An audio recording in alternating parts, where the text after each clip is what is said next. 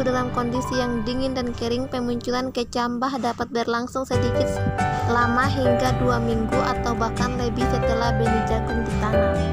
Fase pertumbuhan jagung. Fase ini berlangsung ketika tanaman jagung berumur sekitar 10-18 hari setelah jagung berkecambah. Pada fase tersebut, akar semina sudah mulai berhenti tumbuh dan nodul akan mulai aktif. Ini berlangsung ketika tanaman jagung berumur sekitar 33 hingga 50 hari setelah berkecambah. Fase ini akan sangat dengan cepat dan disertai dengan akumulasi bahan kering yang cepat pula. Fase ini berlangsung ketika tanaman jagung berumur 33 hingga 50 hari setelah berkecambah. Pada fase ini jumlah air dan hara dibutuhkan sangat banyak. Secara umum, fase tasseling berlangsung antara 42 sampai 52 hari sejak jagung berkecambah. Hal itu ditandai dengan terdapatnya cabang terakhir dari bunga jantan sebelum bunga betina muncul. Tahap ini dimulai sejak 2-3 hari sebelum rambut tongkol muncul. Tahap ini diawali dengan munculnya rambut dari dalam tongkol yang tertutup oleh kelobot. Biasanya dimulai sejak 2-7 hari setelah tasseling. Penyerbukan terjadi saat serbuk sari yang dilepas oleh bunga jantan jatuh dan menyentuh di permukaan rambut tongkol yang masih segar. Serbuk sari membutuhkan waktu sekitar 24 jam untuk bisa mencapai sel telur.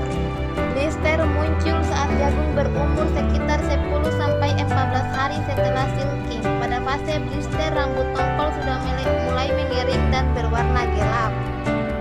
Fase R3 masak susu. Fase ini terjadi pada 18-22 hari setelah silking. Pengisian biji yang awalnya dalam bentuk cairan bening selanjutnya akan menjadi warna putih seperti susu. Akumulasi pati pada setiap biji jagung akan berlangsung dengan cepat dan warna biji sudah mulai terlihat. 8. Fase R4 (dog).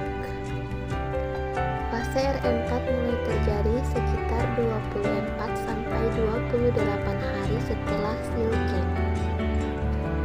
Bagian dalam biji seperti pasta belum mengeras. Separuh dari akumulasi bahan kering biji telah terbentuk dan kadar air dalam biji menurun sekitar 70%. 9. Fase R5 (pengerasan biji). Fase R5 ini terjadi pada 35-42 hari setelah silking.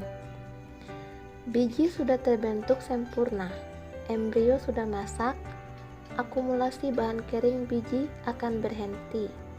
Pada kondisi ini, kadar air biji sekitar 55%. 10. Fase R6 (masak fisiologis). Fase masak fisiologis ini terjadi pada 55-65 hari setelah silking.